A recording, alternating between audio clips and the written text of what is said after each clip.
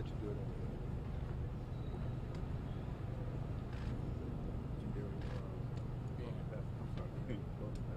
Yeah, call him first. I mean, just everybody call him first to pray. If everybody's straight, we can all step a little closer. Yeah. Is everything set? Or are you trying to? You set? Or are you trying to put this up? Is everything set? Okay. Good morning. I'm attorney Ben Crump from the Ben Crump Law Firm, and along with great Texas lawyers, attorney Bob Hilliard and attorney John Martinez and Miriam Riley and Albert Williams, as well as attorney Lee Merritt and attorney Darrell Washington.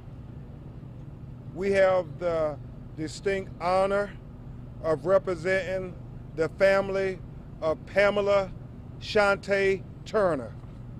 Also present with us, who attorney Hilliard and I have the honor of representing, is the family of Danny Ray Thomas, who over a year ago was also suffering a mental illness crisis and was killed here on the Houston highway as he was naked. Has very many similarities to what happened to Pamela Turner.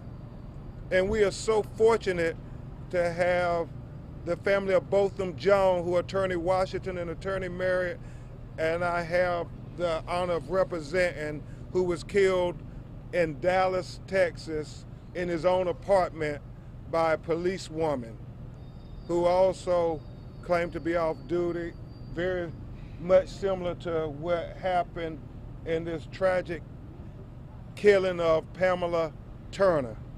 But before we start and address you, we're going to ask Reverend Terry Anderson from Lily Grove Baptist Church, where the funeral here in Houston will be held, to come and pray for this family and these families, but also Houston area, and more importantly, for justice.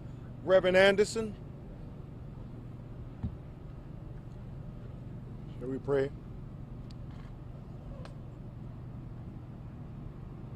First, they came for the socialists, and because I was not a socialist, I did not speak up.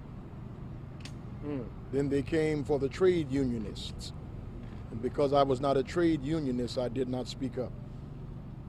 And then they came for the Jews, and because I was not a Jew, I did not speak up. And then they came for me, and there was no one left to speak for me. God grant us the courage and the wisdom to speak up for those who are not here to speak for themselves. We pray for the family of Pamela Turner. We pray for the other families who have lost family members in tragic situations. We pray for this son, this daughter.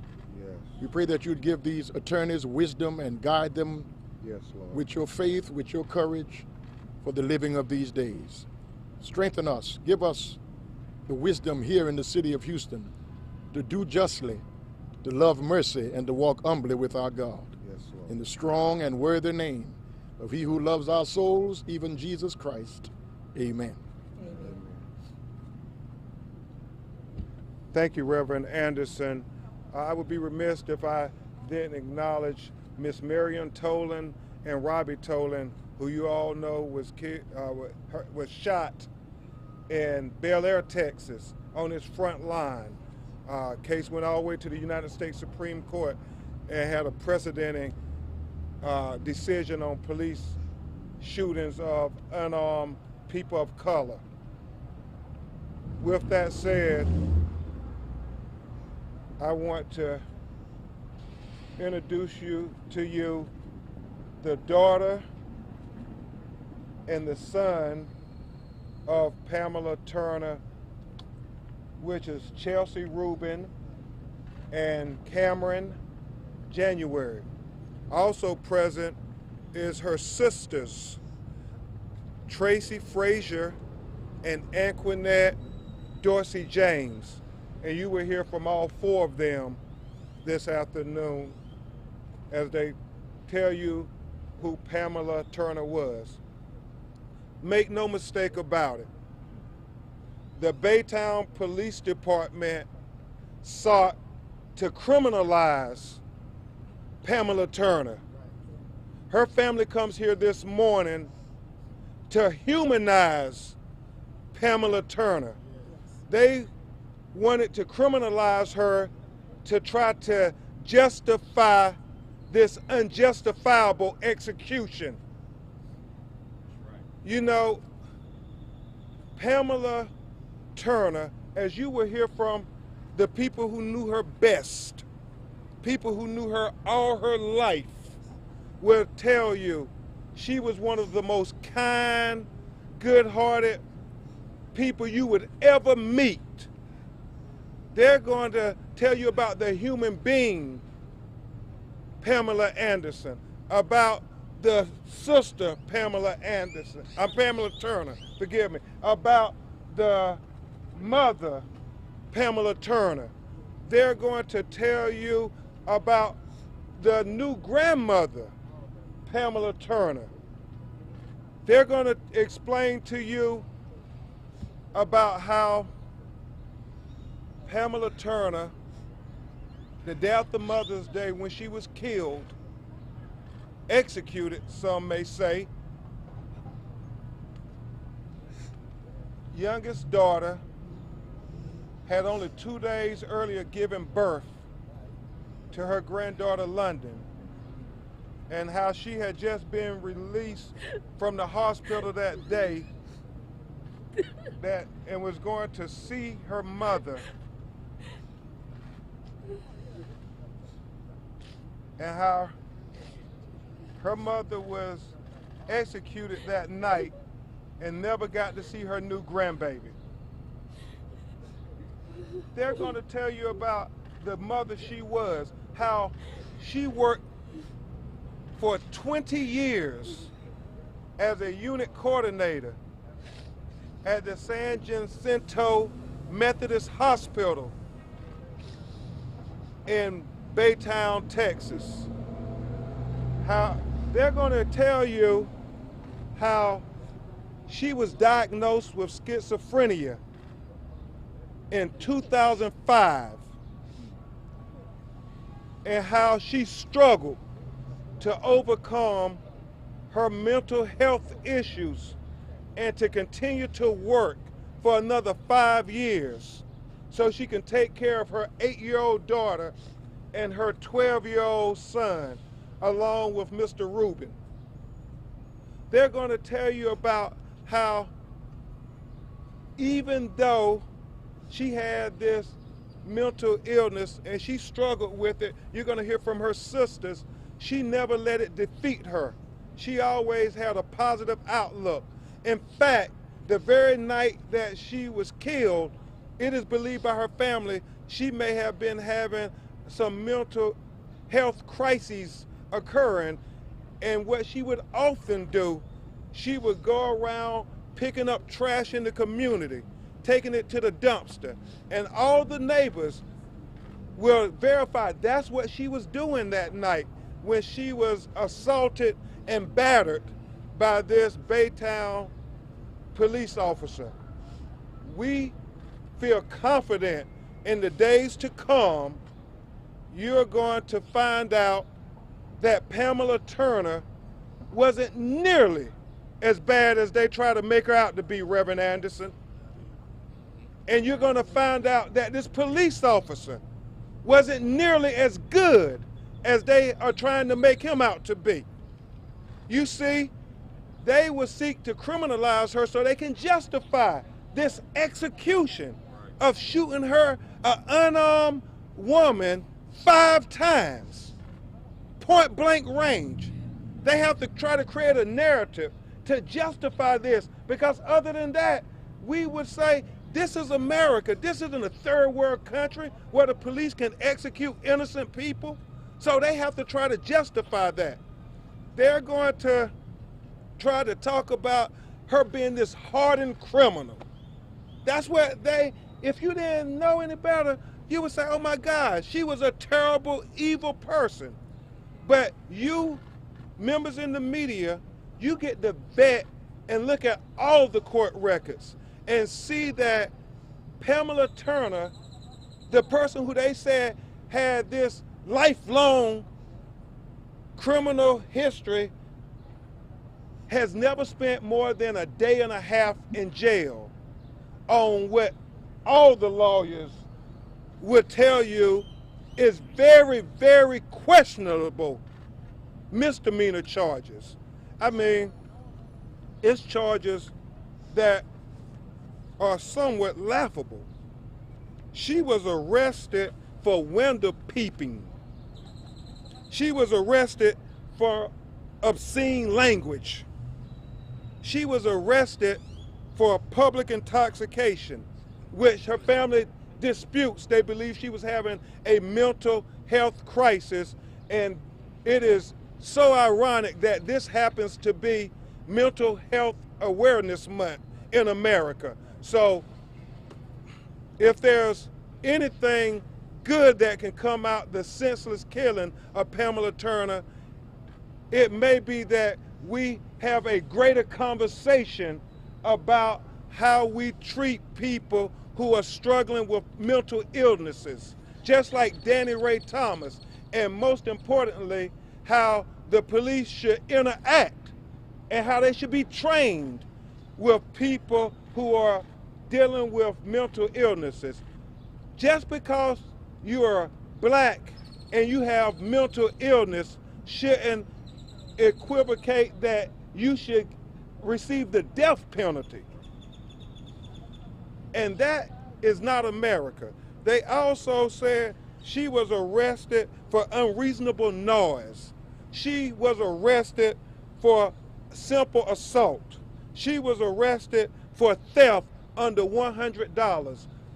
Please note, her children, her family, they don't believe that she has an active warrant. They have looked at the court records. They know about their mother and their sister and what she was going through.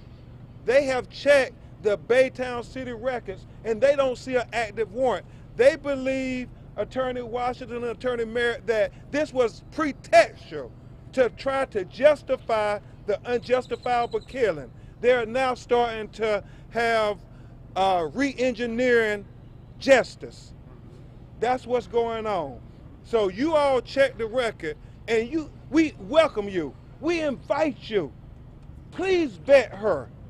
Please vet her thoroughly. Look at her employment career. Look at her as a mother. Look at these misdemeanor charges. But on the same token, we want you to vet this killer cop who executed an unarmed black woman at point blank range. Yes.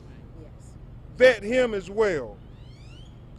I mean, and you look at her charges. I know Attorney Jolanda James, who worked with me on the Tolan case, is a Houston, Texas lawyer who told me all of this is crap, what they're saying about her. When you look at her record, this lady was not a criminal. She was a person who seemed to be constantly harassed by this small police force, and most of her alleged criminal charges came from interaction at that apartment complex. And it is so hard for her son and daughter and her sisters because they were planning to move their mother out of that apartment complex. You're going to hear from Cameron, who has a great deal of guilt, which is misplaced, because up until 4 months ago, he lived with his mother, and he just had his own child and started his own family. But he believes had he been there, this would not have happened to his mother. So as we make ready for them, there's a private autopsy going on right now where we're going to learn exactly where these bullets entered her body and exited her body and the trajectory. Thank God for the video. Attorney Merritt and Attorney Martinez in Washington, we're working on getting a lawyer for the person who took the video because he doesn't trust the police. And we are trying to understand why this police officer would assault and batter this unarmed woman, and it's all on the video for you to see, all on the video, and how he would take her to the ground, never issuing her any verbal commands. You don't have to take Ben Crump's word for it. Listen to that video for yourself. He never issues any verbal commands. She's not threatening him when he confronts her. She is minding her own business, doing everything she has a lawful right to do. The last thing I want to talk to you about is the fact that she said she was pregnant on the video. Now, we know that she suffered from schizophrenia. Her family wasn't aware that she was with child, but in our private autopsy, we're seeking to verify if she was with child or not. But we want you all to understand that you have to think about her situation.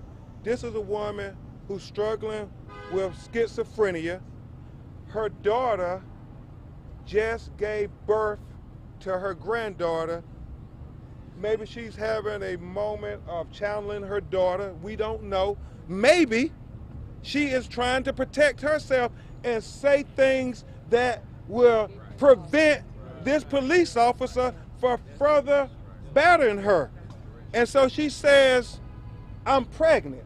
I'm pregnant. You would think that the police officer would have training or even have compassion and common decency, humility, to say this is a pregnant woman. I'm not going to tase her. But what does he do? He tases her in her stomach area anyway, with no regard for her safety or if she is pregnant, for the safety of the baby that is inside her stomach. So he had no regard for that. He tased her anyway. And when you look at her struggle, they keep saying, Attorney Washington, that she got what she deserved because he felt in fear of his life. Well, why can't we use the same reasoning to apply to her? Right. She was in fear of her life. That's why she was struggling with that taser. Yes. And it's not a far stretch here in Texas for an unarmed black woman to believe that the police officer will kill you, a la Sandra Bland and so many others around America. So why can't we give her the same benefit of consideration that the police union and the police department is saying to give to this cop who executed her? She had no weapons. She didn't threaten him. She didn't assault him. She didn't confront him. He was the aggressor. All she kept doing is saying, I'm just trying to go home. I'm just trying to go home. And he wouldn't let her go home.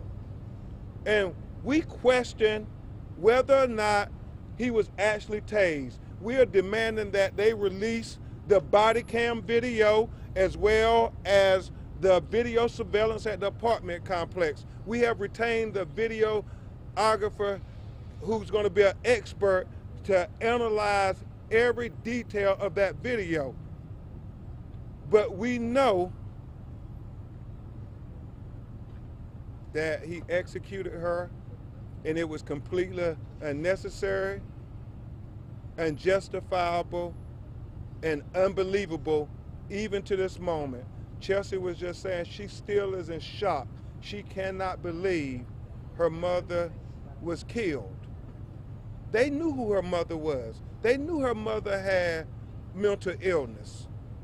So therefore, to the Baytown Police Department, to the state attorney, to the Texas Rangers, and to Americans of good moral will, we ask you to look at it not just from the police who executed Pamela Turner, but look at it from a lady who is struggling with mental illness, just trying to get home. And as we wait for the results of the independent autopsy to tell you where she was shot at, not even knowing if she would be able to have an open casket because the places where he shot her at point blank range. It's going to be very difficult for this family to have the funeral that they want to have to give her the respect that she deserves. They're going to have two funerals.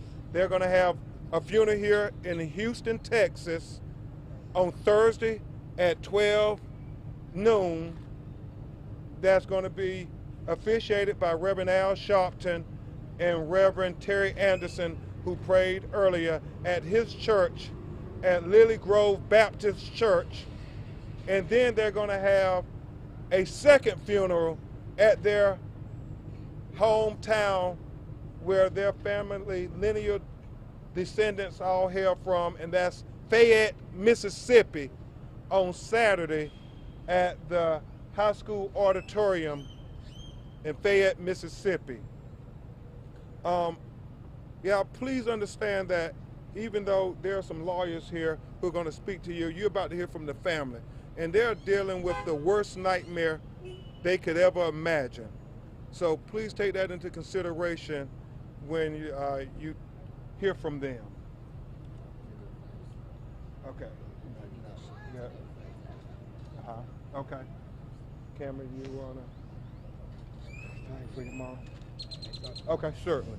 And y'all don't have to talk if y'all want to. We're going to hear from Antoinette, her sister first, and then we're going to hear from Tracy and just talk loud and tell them about Pamela. Can you spell your first and last name? Antoinette Dorsey James. My spelling is Antoinette.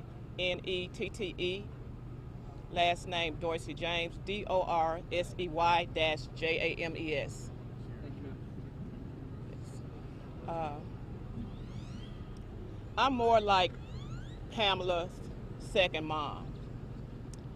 When she first was born, 2 weeks later they put her in my arms and I immediately fell in love. And from that day forward, we was close bonded and always together. Where I went, I took her. When I left Mississippi and she graduated, she followed me to Texas. And the media has portrayed her as a mentally ill monster, and as far as from the truth, this is Pam before she got sick. A black, beautiful baby, my family baby, my baby. And she was the most giving person, the most loving person, the most caring person. She had a baby spirit. Even though she was grown and she had her own children, she was still my baby more than they were. When she got sick, it took a toll on everybody, but she still struggled and she dealt with it. Even a month ago, she was still saying that she needed to get a job so she can buy gifts for her grandbabies because she was so excited to have them. I can go on and on about Pam. Well, I'm gonna say Nene because we refer to her as Nene. I can go on and on about her. She wasn't a violent person. She wasn't a mean person. She was a person that made friends quickly. And I used to always ask her, how you just become friends with people or talk to people? She said, because it's good in everybody. Yes. She misjudged people because it's not good in everybody. On the night that she was executed, when I received that call, my nephew called me, and all I could hear him screaming was, Auntie, they killing my mama. They killing my mama. And I couldn't understand what he was saying, you know, but he was so upset. And when I figured out what he was saying, I immediately went to Baytown. And when I got there, they said all the family go to one side. So when we met up on one side, I went and the first question I asked was, how did y'all identify her? And their response was, because we know her, we're familiar with her. And I say, so you know her history and she has mental illness and y'all shot her down like this. And he just walked away. And then some other police is coming. I'm asking them, where is she? Let us see her. Give us some answer. What happened? Who shot her? They say the guy that shot her was not there, and they had no answers for us. But in the situation at the time, of course, we angry, we yelling, and so they became rude, placing their hands on their weapons as if we was criminals, because we wanted to find out what happened to our loved one. So after me not giving up on having no answer, they come up with the story that the detectives was waiting for us at the Baytown Police Department. You need to go over there now while they're there. So of course we all jumped in our cars and we rushed over there. And after sitting for 30 minutes, nobody was there. Nobody would address you all. Nobody would help us. So the guy at the window, we continued to ask him, where's the detective that we supposed to be meeting? He said they're at the crime scene. Not knowing that there was a video out, Pam's older sister sent me a text saying, watch this.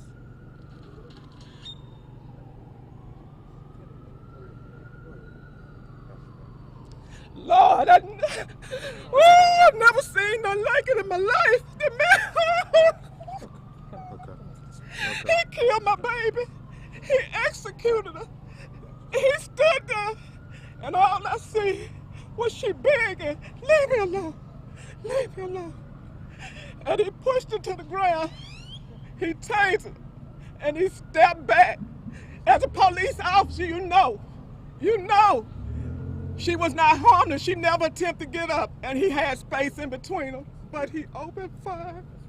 And all I saw was her body fall. Her body fell. He killed her. He killed the baby. He killed the baby. She's not a monster, y'all. Don't believe what they say. She's not a monster. Person. She's a beautiful, she always had a baby spirit. She always was a baby. My family is large, and out of all of us, she was always the baby. Everybody that met her loved her. She just wanted to be normal. She once told me, she said, my illness, people look at me so different. They don't understand. I'm normal too. She said, people don't like me because of my illness. But I want to say to my baby, everybody love you now. They love you now. And he took my heart out. When he killed our baby, he took my heart. Because this was one of the love of my life right here. Thank you. Obviously, as we said, this is very emotional. Antoinette wanted me to make sure you all knew that she always wanted to keep working to try to support her family. She was forced to take early retirement after 20 years of working at San Jacinto Methodist Hospital for medical reasons. The doctor said she could not work anymore. She continued to want to work and contribute to society to the very last day. Also, it should be noted that when they called my office, they said the police executed my sister and my mother, and I'm sure some of the other attorneys could understand my thought. We get those calls a lot, but then Arthur Reed actually sent me the video of this killing of Pamela Turner, and it truly was an execution by the police. This was one of the worst police shootings I've ever seen in America, because she was an unarmed, innocent woman. Right. And he knew it. Right. And he knew that she was a mentally ill person. Right. But yet, he shot her not once, not twice, not 3 times, not 4 times, but 5 times at point blank range. And now this family is struggling to know whether they can even have an open casket funeral. And that's why we're outraged. That's why people all around America are outraged. That's why Ashton Woods and Black Lives Matter are planning a march here in Houston. That's why they are gathering in New York saying justice for Pamela Turner. That's why mental health advocates all over America have been calling our office saying that this is wrong. We have to use this tragedy to teach people that mentally ill people are human beings too. Right. Amen. Tracy, can you say a few words? And if you are, Hello, I'm Tracy Frazier. I'm one of Pam's sister. There's 4 of us all together. Miss Tracy, can you just spell the first and last name so we get it correct? Sure. T-R-A-C-Y, Frazier, F-R-A-Z-I-E-R. Thank you, ma'am. Okay. You know, I was asked to speak on behalf of my sister and my family. Some of them couldn't be here today. And I had no problem doing that because I am Pam's voice too. The last I spoke to her was on Sunday. She called me on Mother's Day and she said to me, you know, I'm a grandmother again. And I said, oh yeah? And she says, yes. She said, my daughter Chelsea had another baby. And I said, okay. And she says, you know, I'm a grandma. I got 3 now. And I said, oh, all right. And my sister said something strange to me. She says, you know, I got you know, something to tell you, but you know, I gotta wait. And I said, oh, what's that? And she said, I don't know. She said, I gotta wait. Gotta wait a couple of days. And I said, okay. And that was the last I talked to my sister until my father woke me up on Monday night to tell me that she had been shot 5 times. And I sprung up off the sofa and screamed to my husband to come here. And I said, book me a flight. I'm headed to Texas. I'm headed to Texas to see what's going on. And I get here, and for the time I've been here, all I've seen and heard, all that has come across my eyes and my ears is this way that she's being displayed in the media. Mm-hmm. You know, this horrible person who just seemed inhuman, which is quite the contrary. Mm-hmm. My sister was a human being who had rights.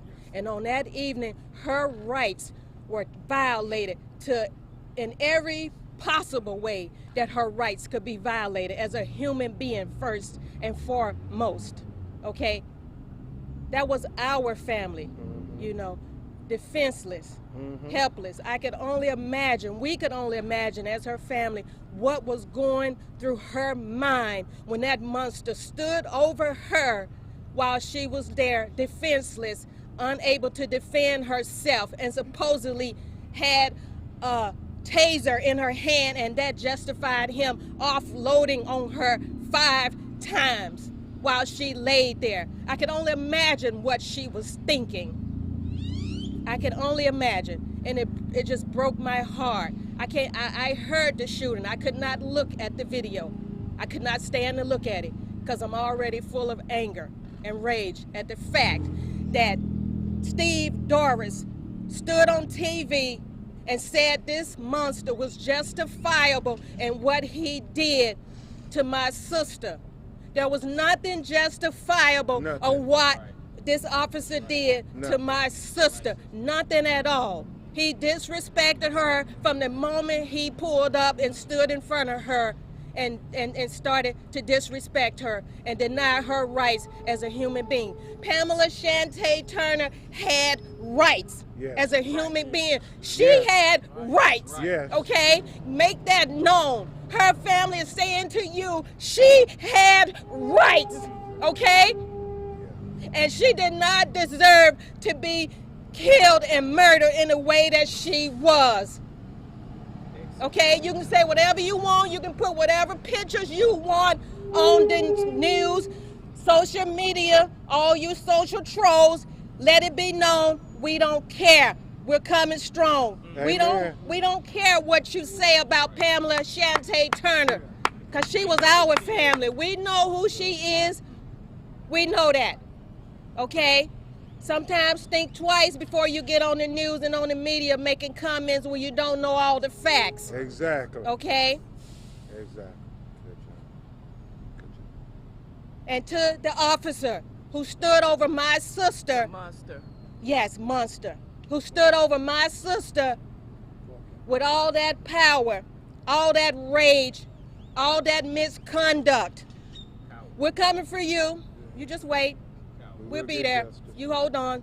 Be still. We'll be there for you. You're going to have the answer. You're going to have to look, and my father said to tell you he is waiting for you to look him in the face so that he can ask you why. He's the one with the mental illness. That's right. Absolutely. My It has to sister be deserved mental. better. Thank you, Tracy. Right now, you're going to hear, and camera, y'all can get a little closer. You're going to hear from her daughter, Chelsea Rubin, and she's going to tell you who her mother was from her perspective and what she thinks is important for you to know. And if you can speak loud. And I'm going to try to.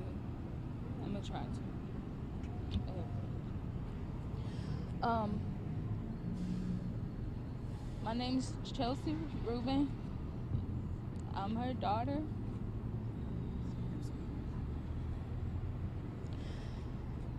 And it's hard for me to talk about this.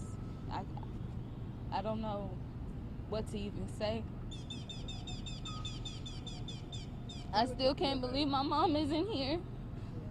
I'm still waiting for her to call me every day like she does and check on me. I'm still waiting. And it's not gonna happen. It's not gonna happen anymore. My mom is not a horrible person.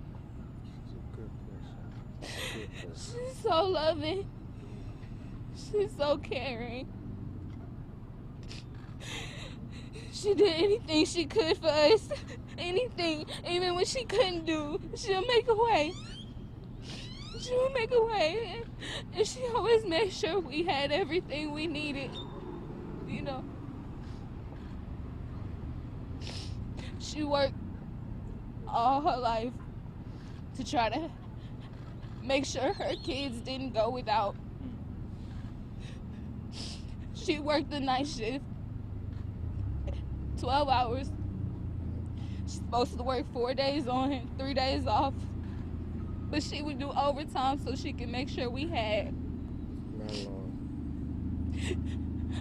I don't know how it was possible for her to go to work, take care of her kids, cook for us, and still be a part of our lives all within 24 hours. But she did. Wonderful mother. She did. That's good. May 10th, I gave birth to my daughter at the hospital in Houston. May 12th, Mother's Day. May 12th is also my birthday. Wow. May 13th, my mother was taken from me. My mama was taken from me. I don't know why everything. The only thing I could think about is how she just asked him, "Why are you doing this to me? Why are you harassing me? I'm just trying to go home. I just want to go home." You should have let her go home. He should have let her go home. You should have left her alone. Yeah. And she'll still be here today. And so now, Chelsea is going to have to tell her new baby, London, who's only 5 days old, about her grandmother. And it won't be the way that the Baytown Police Department has tried to criminalize her. It'll be the way that family and friends and co-workers all knew what a wonderful person she was. As I said, this is emotional, so you have to bear with the family. We're going to hear from her son Cameron, and then we're going to let you hear from some other families and take questions. Can we get the spelling of Chelsea's Chelsea's name is spelled Chelsea, C-H-E-L-S-I-E,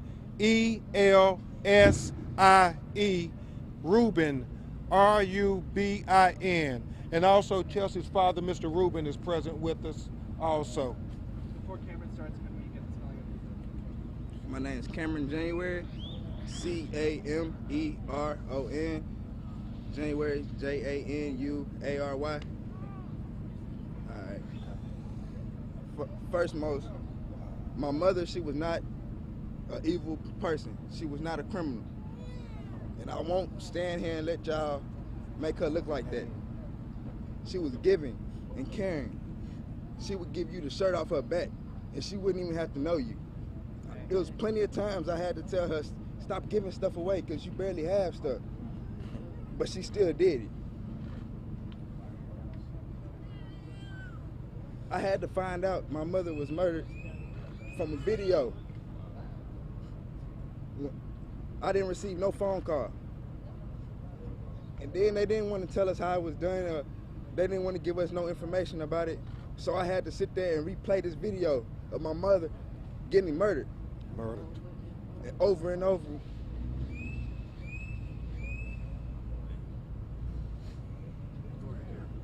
Take your time, man. Take your time. She didn't deserve this at all. Nobody deserves that. I wouldn't wish that on nobody. And you used to stay with her. Tell her. It hurts me the most because I used to stay with her, and I guarantee you that would not have happened if I was there. I feel like it's my fault for not being there for her, because I could have prevented that. It's not your fault, bro. It's not your fault. Bro, it's gonna be all right. 2 months ago, I had my first child. My sister just had her second child. She did not get to hold either one of them. She did not get to see either one of them. We have to tell them stories about their grandmother now. It's not right. She didn't deserve this, man.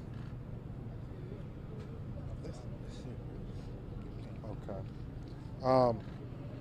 Yeah, and we'll try to go in brief order like this. We're gonna have Danny Ray Thomas' daughter and Attorney John Martinez and Marion Riley come and address you. That trial starts here in Houston next month. Another unarmed black person who was killed by law enforcement as they suffered a mental ill crisis. Miss Marquina? Okay, come on up. Is John? Y'all come on up. Yeah. And Miriam? And then y'all about to come next. Marquita, you want to tell who you are and tell about... Hi, I am Marquita Thomas. I am the sister of Danny Ray Thomas, who was murdered last year, March 22nd, 2018. He was going through a mental crisis as well. Right now, I just stand here just to let you guys know that mental illness is real, especially within the black community. It's frowned upon that we have mental illness, that our family and families alike suffer from mental illness as if it's abstinence. They deem our mental illness as being criminal behavior. My brother that day was not distributing criminal behavior. He was simply having a mental breakdown that could have been basically handled very, very, very appropriately, but instead it was met with deadly force. My brother was unarmed. Naked. Mind you, his pants was down to his ankles. He had his hands visibly shown and was still murdered. One shot to the torso, my brother was gone. A day after my mom's birthday and 8 days before my birthday. His daughter just graduated. He has another daughter who's about to graduate, and just imagine how they feel when they see all this online, like the Turner family, and they have to defend their father as well as I have to defend my brother, because nobody understands what our family and people like are going through when they have these mental issues. Yep. And when you sit there online and you try to discriminate these people from having mental issues, it only makes it worse for the family because you don't understand like we understand. And that is part of the issue now with law enforcement. Lack of understanding. Exactly. You rather shoot before understanding. You rather shoot before letting this person tell you what they're going through. Ms. Turner, my deepest condolences, my sympathy, because I know all too well how this family feels.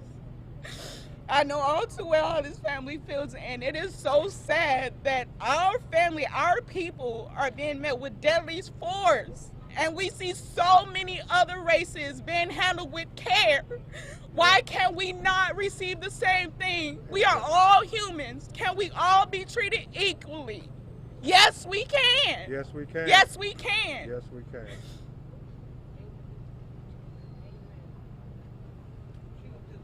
Now you'll hear from Attorney John Martinez, and then we'll have the family of Botham Jones and Attorney Merritt and Attorney Washington address you. Attorney Martinez, my law partner. This is another senseless tragedy that we have today that could have easily been avoided. Just like Danny Ray Thomas's family, it's something that families shouldn't have to go through. But until something is done, until there's some accountability, these things are going to continue to happen. This won't be the last press conference we have on a shooting just like this, because nobody is doing anything about it. We are here so that somebody will do something about this. You know, I got to spend some time with the family, and when you spend time with them, you realize this is a family like any other family, like my family. Mm-hmm. It's a family like your family. You know, she was a mother. Miss Turner was a mother. She was a daughter. She was a grandmother, just like my grandmother. She could have been anyone's grandmother. She worked at a hospital. Yeah. She did things that we do day to day. Yep. Luckily for us, for a lot of us, we don't have the mental health issues that came to her later on. Yep. We're blessed that we don't have those issues, but she did. And I'll tell you, a lot of people in our families, people that we know, people that we're related to, have these mental health issues. You know, they're problems that every day we have to deal with. But not only us, every day the police deal with people with mental health issues. Mm-hmm. It's not something that is uncommon to them or something that they don't see on a regular basis. So why don't they know how to handle people with mental health problems? Yeah. Until we are able to answer those questions, until we are able to come with a solution on how do we get them to do that, how do we have them with the training, with the knowledge on how to deal with these people, how can we make that happen? This is the only way we can make it happen. We have to hold them accountable for that. Yes. We have to make there be consequences for their not doing the training that they need to be doing with the officers. There's a lot of information that we're still gathering, a lot of evidence, but I will tell you what we've seen, this shouldn't have happened. And you're gonna see it as it comes out. And I think a lot of you are gonna agree this is something that should not have happened and would not have happened if the officers had the proper training and the proper guidance and the proper consequences when something like this is done. Well said. The officer knew that Ms. Turner had these mental issues. The officer knew where to find her. He knew who she was. It's not like he was dealing with a convict that was gonna escape. You know, I have a lot of experience in the mental health world, and the types of crimes that she was accused of are crimes that are indicative of somebody with a mental health issue and not a criminal. So I make this promise to the family, for Danny Ray Thomas and for Ms. Turner, that we're going to do everything we can to uncover the evidence, to get everything out in the open, not just for them, but for the public to understand. And I promise to the citizens here in Harris County that we're going to do what we can so that these types of things don't happen again. We're going to hold the people accountable who do what they do that is wrong, and the people who should be training those people and making them prepare for these situations to be accountable as well. Thank you, Attorney Martinez. Thank you, Attorney Martinez. And with Attorney Bob Hilliard, we filed the lawsuit in Danny Ray Thomas that talks about the ADA implications for killing mentally ill people. Right now, it is our very honor to have from St. Lucia, the mother of Botham Jones and the sister of Botham Jones, Alicia, and great Texas lawyers who are shepherding that case to justice, who I'm fortunate to work with, Attorney Lee Merritt and Attorney Darrell Washington, going to address you about why they're here today. And Ms. Jones, and then y'all take over. You need my name, Allison, Allison, surname Jean. I am Allison Ja. I am the mother of Botham Shem Ja.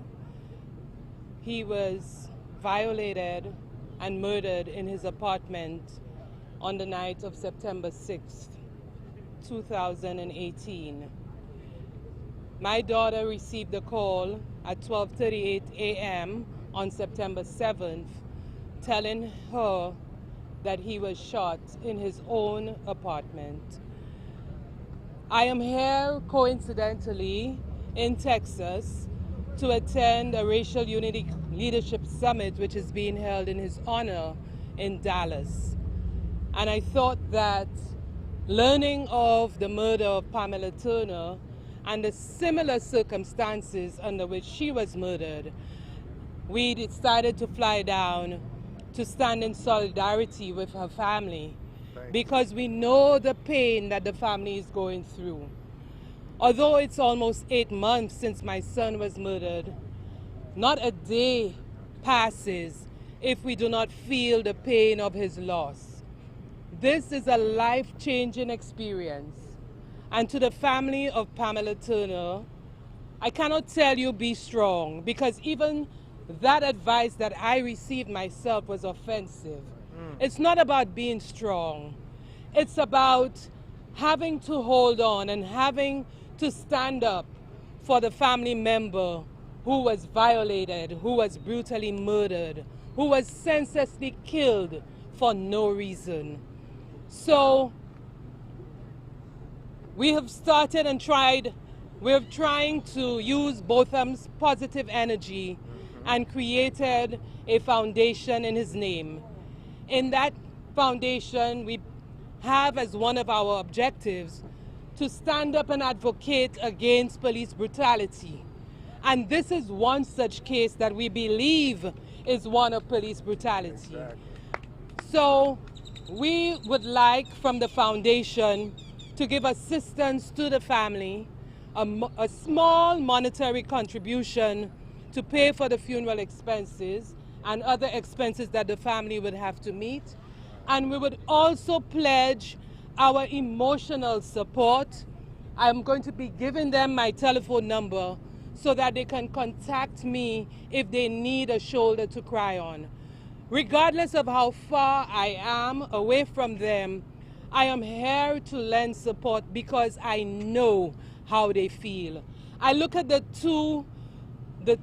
children, the son and the daughter, one who gave birth on Sunday and who had to hear of the news that her mother was killed the day after.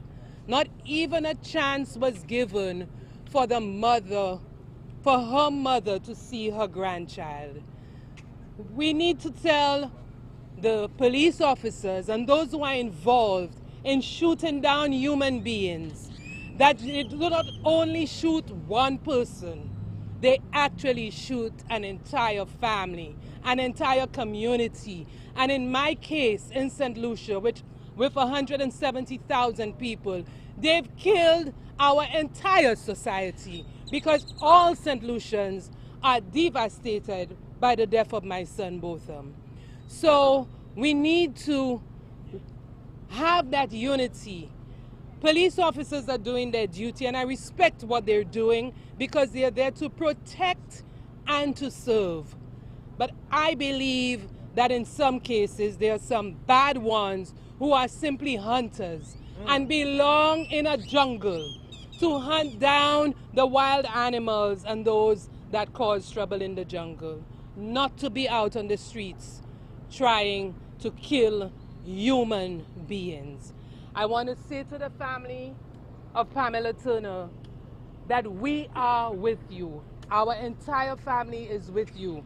My husband is in Dallas right now and he's devastated at the news. He keeps looking at the video over and over because our lives, all of us in the Joe family, my daughter, my son, my husband, we have been inducted into the family of persons who are hurting as a result of our loved ones who have been senselessly taken away from us.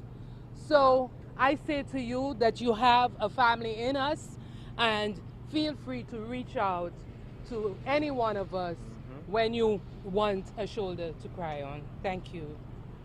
Thank you, Ms. Allison. Attorney Washington, Attorney Merritt.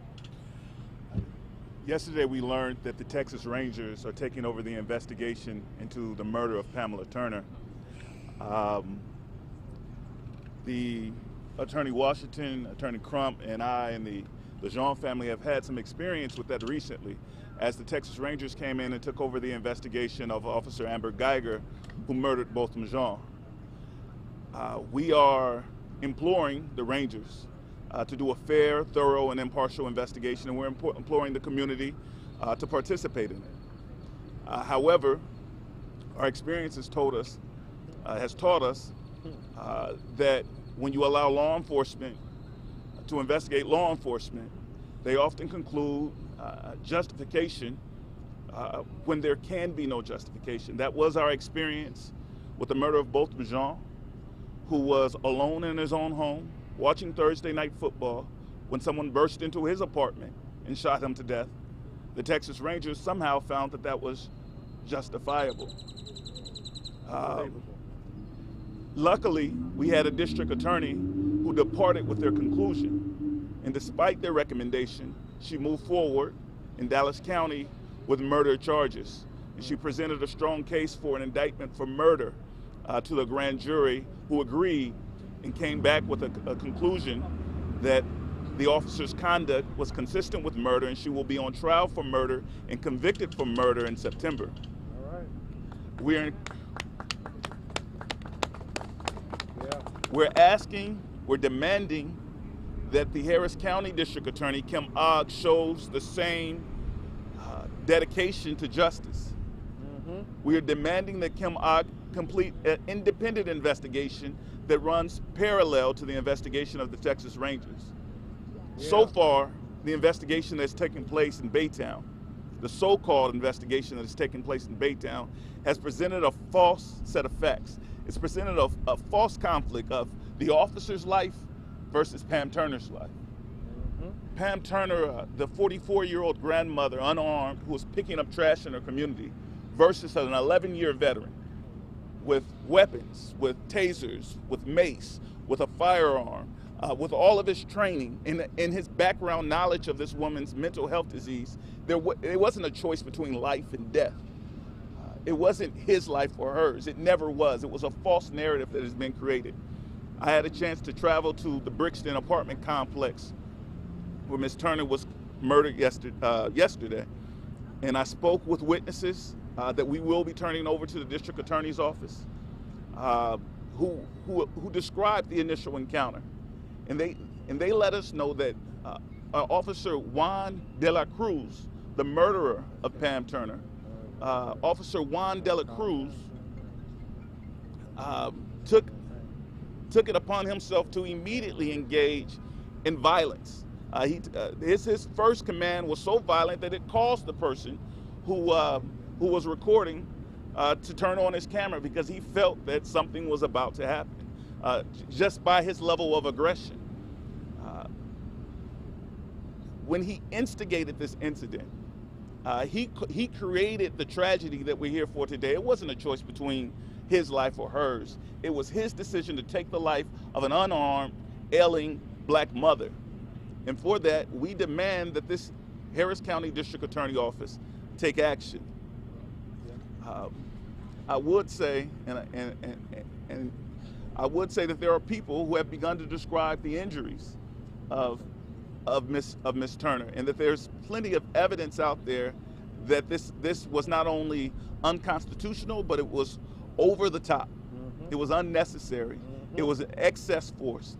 And we demand justice for this unconstitutional killing. And we demand it from the office of Kim Ogg in the Harris County District Attorney's Office. Thank you, Attorney Merritt. Attorney Washington, great Texas lawyers who have been co-counseling with this case. You know, when I saw this video, we know as lawyers, whenever we go to trial, if there's a video, the video speaks for itself. What we saw on that evening was probably the worst shooting that we've had the opportunity to ever witness. And unfortunately, you know, we could talk about mental health, we could talk about all these issues, and we often get asked the question, is it about race? But we know that we have seen unarmed African Americans placed in situations that individuals who were of other races were not treated the same way. If this officer had any type of fear, this officer could have just taken off and he could have just ran away. He had a gun. He did not have to execute this lady, but we all know this officer did not know he was being videoed. He didn't know that. And that's why he felt empowered to do that. About 6 weeks ago or so, we were looking at a video in Dallas, Texas, and we saw an African-American lady get brutally beaten. Yep.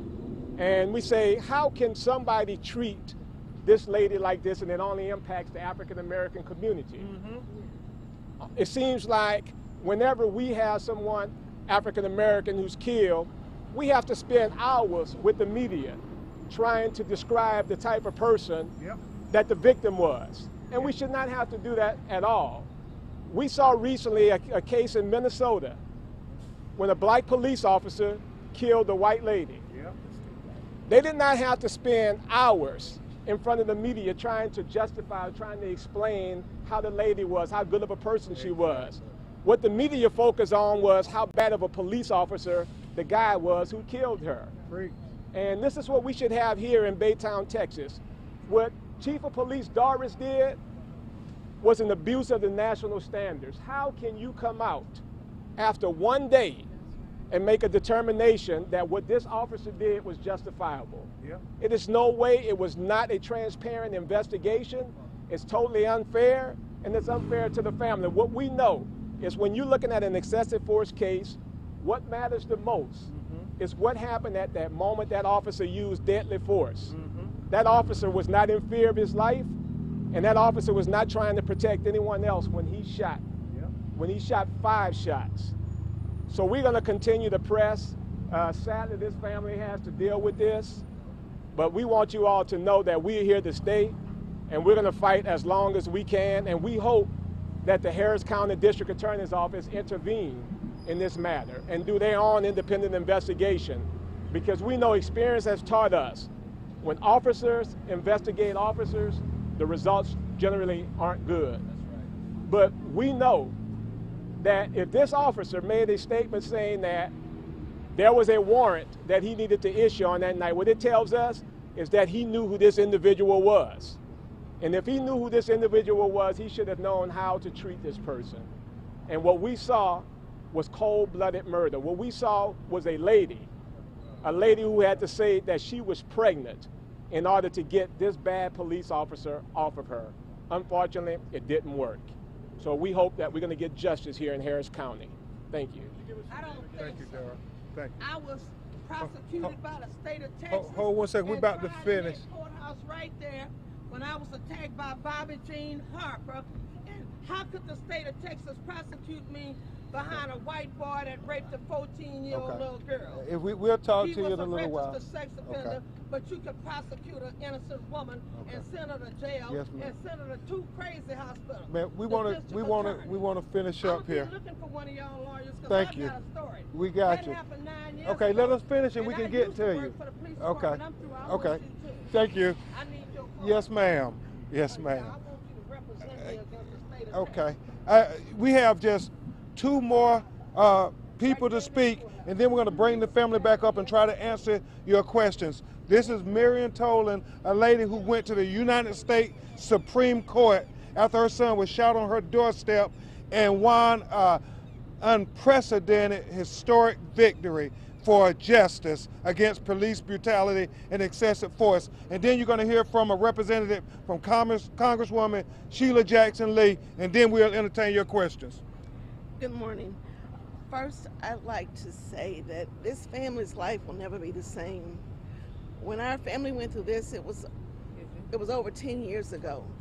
It's still very, very painful. It's still hard to understand how United States citizens are still in this new millennium not getting justice in the courtrooms of America. One, I'd like to say to District Attorney Kim Ogg, please get the charges correct. Yes. When you go to the grand jury, it appears that when there are police officers involved, brutality and shootings, the charges are written in a way to make it difficult to convict. Yes. Now that's from experience. But when it's brown and black individuals going before the grand jury, the charges are very easy to convict. So I just implore them, please get the charges right. Please get it before the grand jury as soon as possible. Do a thorough investigation. Don't drag this out and have this family suffer more than they already have. I'd like to ask the community, please keep this family in your prayers. What's happened to this family affects us all. Yes, ma'am. Republicans, Democrats, yes, ma'am. Libertarians. It ought to enrage the whole human race. Yes. For someone who is hired to serve and protect, to constantly take the lives of brown and black individuals, and justice is not served. Please keep them. I ask the community to support this family. They have a long way to go. A long way to go. Yes. Please keep them in your prayers. Thank you. And now, finally, you'll hear from Booker Morse III, who's the district director for Congresswoman Sheila Jackson Lee, and then we'll answer your questions. Thank you. I have a press statement from Congresswoman Sheila Jackson Lee on the shooting death of Pamela Turner by a Baytown police officer. I stand with the family of Pamela Turner. We must get to the truth and facts, and we will not relent until justice is served. The circumstances surrounding Ms. Turner's death are shocking, and I demand a state and federal inquiry into her death. First, what predicate did the officer involved have in detaining Ms. Turner? Why were no efforts made to de-escalate the controversy so that it did not end in loss of life? And if Ms. Turner was known by law enforcement in prior dealings, did they not know about her mental state? In recent months, we have seen too many instances of these types of killings. Thank you. Yeah, let's step back for a second. The family's going to come back up. And as the family come, I would like to thank Tony Smith and Equal Justice Now, these young people and this organization demanding equal justice for all Americans. So I want to recognize them. Let's get you all on this side, and we're going to answer the questions like you and Taylor and Gaston, just like I was, and Tracy. John, are you around? Yeah, we're going to try to answer the questions. I'm sure they're going to have questions for the lawyers. So we will try to entertain some of your questions to the best of our ability, knowing that we don't have all the stuff that the police confiscated that night, like the video surveillance, the body cam video. Thank God the young man was recording the video, so we do have some answers. Tomorrow, we will update you on the independent autopsy findings. We'll probably meet right back at this spot with those findings. Any questions? Can you detail her diagnosis with mental illness? You said it was 2005. Can you talk about that again? You want to talk schizophrenia? Yeah, somewhere around that time is when she was diagnosed. And it was schizophrenia, paranoid schizophrenia. Yes. Yeah, she was. So, don't talk about medication too much. So, go ahead. Paranoid schizophrenia that she had been diagnosed with in 2005. She continued to work until 2010 until she had to take early retirement because of the medical conditions. She always wanted to keep working, but she was always under doctor's care and told that she was not mentally stable to work.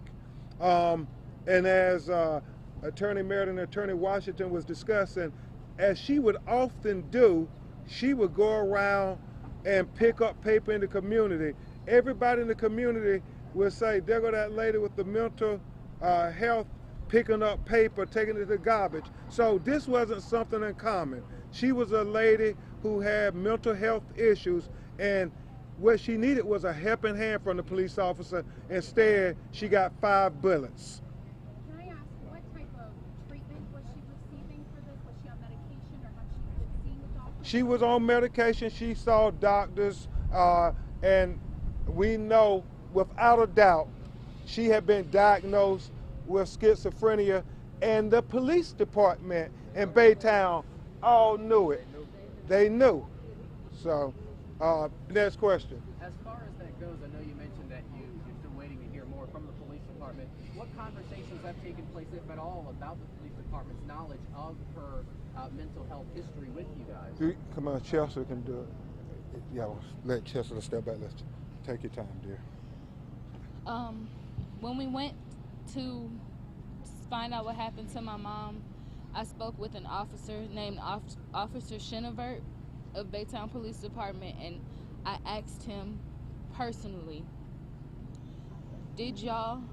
have you ever had to be to aid to my mother, been called for my mother? He told me yes. And I said, I know you did, because she personally had a phone call, a conversation with me, and let me know that he personally treated her wrong as well before this incident. And he said, okay, that's fine. And I said, so you were aware of her medical, her diagnosis, her mental health issues? And he said, yes, that is in our systems. Those are his exact words. And as Attorney Martinez and Attorney Bob Hilliard and I filed, and Danny Ray Thomas, police are supposed to be trained how to interact with people who suffer from mental illness. Now you look at that video and you tell me if he was trained to deal with a lady who he knew had a mental health crisis and had been diagnosed with paranoid schizophrenia. He knew it firsthand. In fact, he lived there in that complex. He saw her days upon days. In fact, Cameron used to live in that apartment with his mother up until 4 months ago. So everybody there knew she had a mental health issue. Everybody. One thing. Yes, the shooter. The one that shot her. Okay. What conversations did you have with your mother earlier on about her dealings with the police? Okay.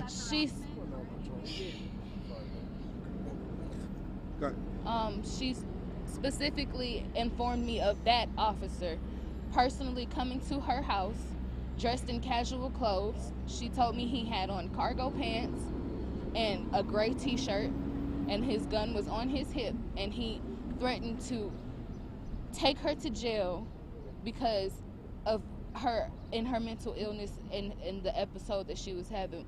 One thing I do want to say, just because she had a mental illness does not mean that every single moment of her life she was acting crazy, as everybody else would call it. She had episodes. Other than that, she was just like everybody else out here. She would talk to you, give you anything she could, and she knows how to have a conversation. She wasn't a weirdo, a creep, or anything like that. She was a normal person. She just had moments that she couldn't control. And the way that they're painting it out, as if she was this psycho, this person who had no control at all, who just was outrageous and always irate, that's not my mom. That's not her. And in this moment when he killed her, I have not watched the video, but I heard it. I will not watch my mom die. I won't. But I heard her talking, and she was speaking in her normal voice. when she's sick and she's having an episode, she don't sound the same. And that was my mom in her best, in her just regular. She was okay. She was just really wanting to go home, and that's it. Yeah. That's it. And Tracy want to say something. Let's back up for just a second. Yes. Tracy, who's actually a nurse. All I want to say is that she was simply making her way to her apartment when it happened. And someone asked the question, was she on medication? It didn't matter. It didn't matter whether she was on medication or not at that particular moment. Because she wasn't doing anything. She was not acting out in a way that where it needs to be questioned whether she was on medication or not. Yeah. Yes, she wasn't doing anything wrong. And it's like Attorney Washington said, it's almost, we have to come out and defend the victim who was killed in an unbelievable manner versus when it's a white person killed, nobody asked questions about her in Minneapolis. They only said, my God, this police officer killed this unarmed woman. Well, why can't Pamela Turner get the same consideration from America? We'll take questions. Let's try to ask legal questions or police questions, because the family. How long the interactions between this particular police officer? We will get that to you. We'll get that to you. What other questions when we find out? Have you guys taken any legal action against the police department yet? I'm sorry, legal action? We fully expect to explore every possible legal remedy to address this horrific execution of an unarmed woman of color. Yes. You can go look at the Danny Ray Thomas suit to get an idea of the things we're going to allege, because they were very similar. Attorney Hilliard, Attorney Martinez, Attorney Mayer, Attorney Washington, Attorney Riley, we're focused on this because this is not just about justice for for Pamela Turner and her family. This is about justice for family members of all of ours who are struggling with mental illness. This isn't unique to just the Turner family. You might have somebody in your family who's struggling with mental illness.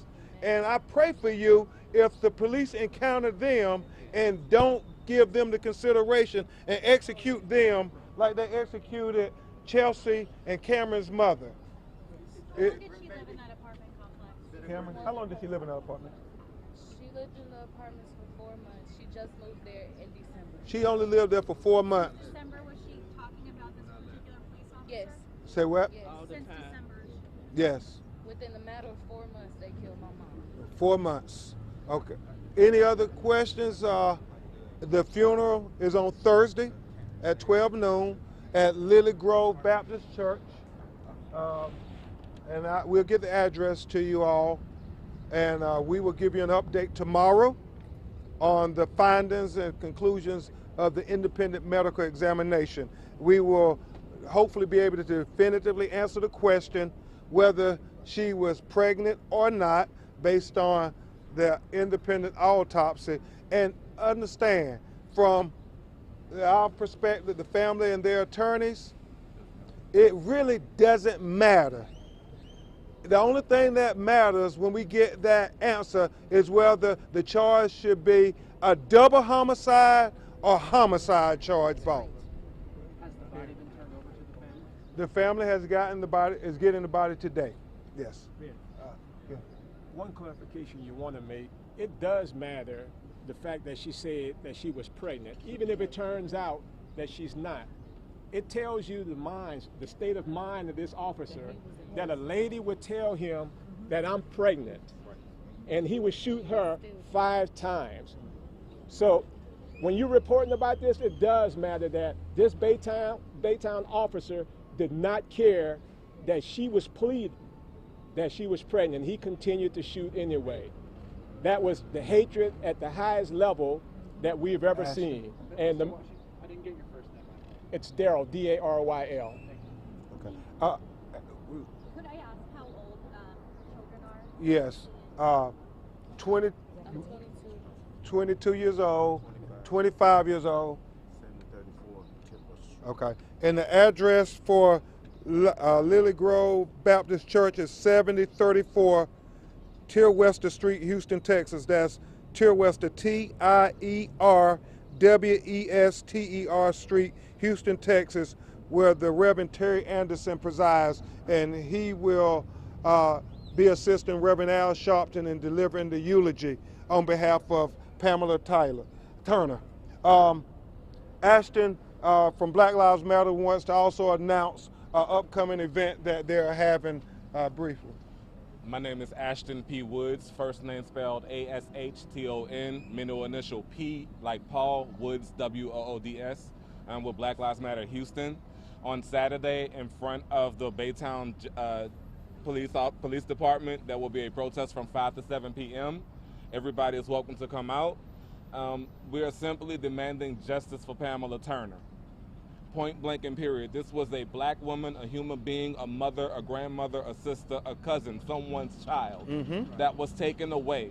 And please understand me, when we talk about mental health and mental health awareness, we need to talk about how we make black people in general look aggressive instead of making sure that we are not looking to see if there's something happening with us. Yes. When we tell you something is wrong, you should believe us and send for help. And finally, the Sandra Bland Act passed 2 years ago. That bill that I worked on with several other activists in the state of Texas for 27 million Texans, including Pamela Turner, says that in the name of Sandra Bland, police officers are supposed to call for backup. He was alone, first and foremost. And he did not call out a specialist to see what was going on, to evaluate if there was a mental health issue taking place. And then the other thing is that terms like crazy, loony, all of those things, this was a human being. So you tell your cousin them to stop saying these things. This was a human being, and you are looking at her family right now. Respect Pamela Turner and say her name. Thank you. Attorney Carol Lexon also has been notified by other congressional members like Kamala Harris and Beto O'Rourke that are very interested in Pamela Turner getting justice. Again, we want to thank, on behalf of Pamela Turner's children and her entire family, thank all the people around America who have offered their prayers and support. Thank Allison Jones and people in St. Lucia who offered their prayers and support, and all the many well wishes that they have received, the donations that they have received as they try to put together what they have to do to bury their mother next week, and also while they take care of their infant children. It's a lot on these children, so they're going to need a lot of counseling and a lot of prayers. So we will continue to update you as we move forward. Just know this will not be swept under the rug. Baytown Police Department, Houston, Texas, and all surrounding areas. The world is watching. The world is watching.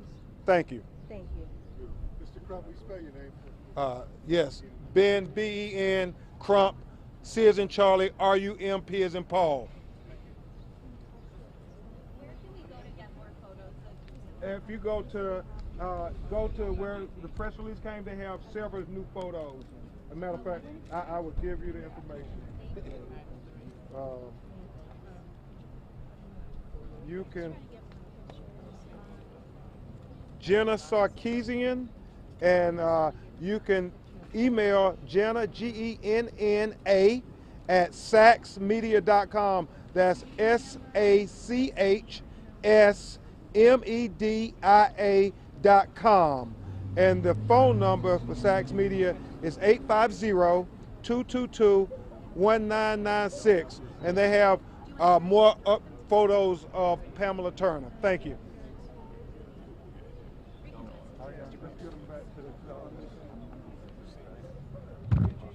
Sir, could I get a card from you? Sure. Because I wasn't rolling when you said your name. Yeah. Okay. Thank you very much. You're welcome. Okay. Appreciate that.